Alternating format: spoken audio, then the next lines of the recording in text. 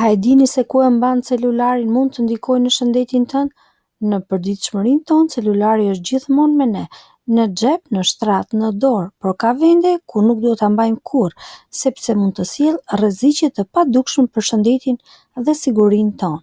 Në këtë video do flasim për pse nuk duhet ta mbash në një stek, rreziqet që vijnë nga mbajtja në xhepin e pantallonave, pse është e dëmshme ta mbash pranë kokës gjatë dhe vendet e tjera që duken të pafajshme por janë të rrezikshme. Qëndro me ne për të mësuar këshillat praktike dhe mënyrat më të sigurta për të përdorur telefonin në jetën e përditshme. Celulari është i dobishëm, por vetëm kur dim ta përdorim me zgjuarsi. Në një stek gjatë gjumit. Një zakon i rrezikshëm që mund t'ju kushtojë shëndetin. Shumë prej nesh e lën telefonin në një stek gjatë natës, por ky zakon i thjesht mund të jetë më i rrezikshëm se sa mund ta mendojmë.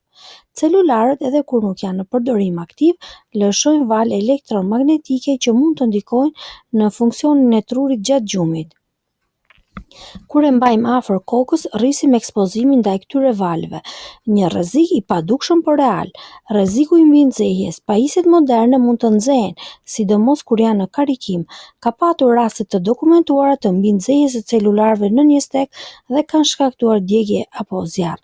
Ndikon në gjumë dhe në shëndetin mendor. Afër kokës mund të prish cilësinë e gjumit, të rrisë ankthin dhe të shkaktojë pagjumësi, si dhe të ndikojë në sistemin nervor. Përdorimi i natës, varësi dhe stres. Drita blu dhe sinjalet e njoftimeve e mbajnë trurin aktiv edhe nëse nuk je zgjuar plotësisht, duke ulur thellësinë e gjumit. Zgjidhja: mbaje celularin të paktën 1 metër larg nga krevati. Fik njoftimet ose vendose në modalitet fluturimi për të reduktuar rrezikun.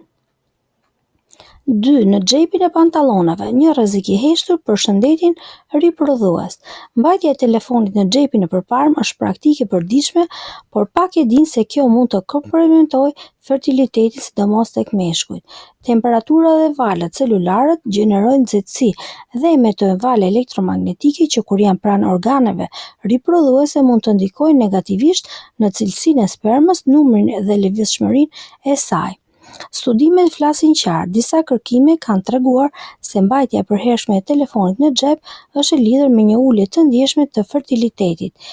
Efekti është i akumuluar dhe i padukshëm në fillim. Rrezik për femrat gjithashtu. Tek femrat, kontakti i zgjatur me telefonin në zonën e legenit mund të ndikojë në ekuilibrin hormonal dhe sistemin riprodhues. Çfarë të bësh? Përdor çantë për të mbajtur telefonin ose vendose mbi tavolinë apo sipërfaqe të largët kur nuk është i nevojshëm. Mos e mbaj për orë të tëra pranë trupit.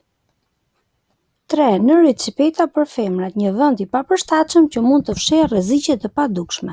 Për shumë gra, vendosja e celularit në recipeta është një mënyrë e shpejtë dhe praktike për të pasur atë afër, por ky zakon, nëse përsëritet shpesh dhe për periudha të gjata, nuk është kaq i pafajshëm. Afërsia me indet e gjirit nënkupton ekspozim të drejtpërdrejtë ndaj valëve elektromagnetike. Disa studime kanë ngritur hipoteza për një lidhje mes kësaj praktike dhe rrezikut për zhvillimin e tumoreve në gjoks, veçanërisht në rastet kur celulari mbahet aty për orë të tëra dhe gjatë ditës. Shkenca nuk ka një përfundim të saktë, por disa ekspertë këshillojnë shmangjen e kontaktit të zgjatur të pajisjeve elektronike me trupin, sidomos në zona të ndjeshme. Për më tepër, celularet mund të nxehen gjatë përdorimit ose gjatë karikimit dhe afërsia me lëkurën shkakton irritime, skuqje apo mbinxehje lokale. Çfarë të bësh? Përdor një çantë të vogël ose mbaj celularin në dorë përkohësisht. Nëse duhet ta vendosësh në trup, sigurohu për një kohë të shkurtër dhe pa kontakte të drejtpërdrejta me lëkurën. Përmendëm përdorimin e celularit dhe vendosjen në një stek, por edhe nën trup gjatë gjumit është e njëjta gjë. Shumë njerëz për rehati apo nga zakoni e vendosin për shkurt telefonin nën shtrat apo edhe nën trup ndërkohë që flen.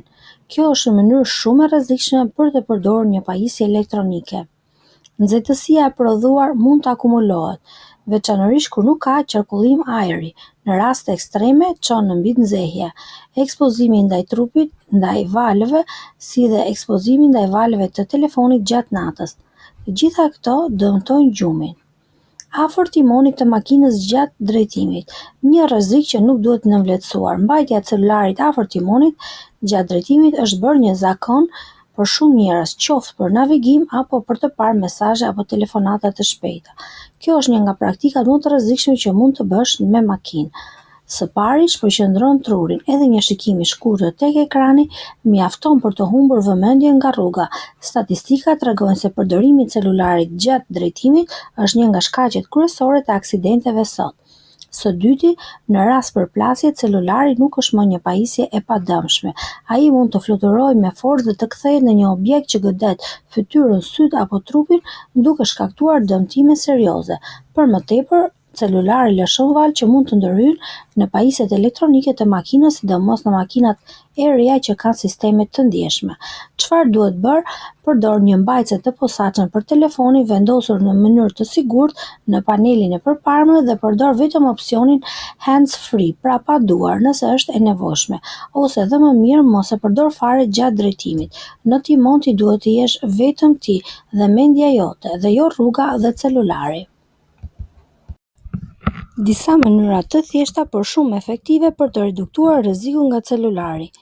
1. Aktivizo flight mode kur nuk e përdor. Nëse nuk ke nevojë për thirrje apo internet, aktivizimi i flight mode, modalitetit të fluturimit, ndalon valët elektromagnetike që celulari lëshon vazhdimisht, duke ulur ekspozimin e trupit ndaj tyre. Mbaje larg trupit gjatë natës. Gjatë gjumit vendosi celularin në një tavolinë pranë, jo në krevat ose në një stek. Kjo ndihmon jo vetëm në reduktimin e valëve, por edhe në përmirësimin e cilësisë së gjumit. 3. Përdor kufje me kabull. Ndryshe nga pajisjet Bluetooth që lëshojnë valë të vazhdueshme, pajisjet me kabull janë një mënyrë më e sigurt për të dëgjuar ose folur gjatë telefonatave. 4. Zgjidh pajisje me valë të reduktuar SAR-n e ulët. Gjatë blerjes së celularit, kontrollo vlerën e SAR-s, Specific Absorption Rate. Pajisjet me SAR më të ulët lëshojnë më pak valë dhe janë më të sigurta për përdorim afatgjatë. Në fund të ditës, celulari është një mjet i dobishëm, por përdorimi i zgjuar e mban atë larg nga dëmet e së ardhmes. Një kujdes i vogël sot do të thotë një shëndet më shumë për nesër. Në këtë kohë kur celulari është pajisja më e përdorur në të gjithë botën dhe njerëzit e mbajnë pothuajse gjatë gjithë ditës pranë vetes, besoj se kjo video të shërbeu sadopak. Mos harro të lësh një like, të abonohesh në kanalin ton për më shumë përmbajtje të ngjashme dhe të ndash videon me miqtë e tu që mbajnë gjithë ditën celularin në dorë. Kujdesi për shëndetin fillon nga zgjedhjet tona të përditshme dhe sot mund të kesh bërë një hap të madh. Na shkruaj në komente, ku e mban zakonisht celularin ti? Mirupafshim në videon tjetër, qëndroni të sigurt.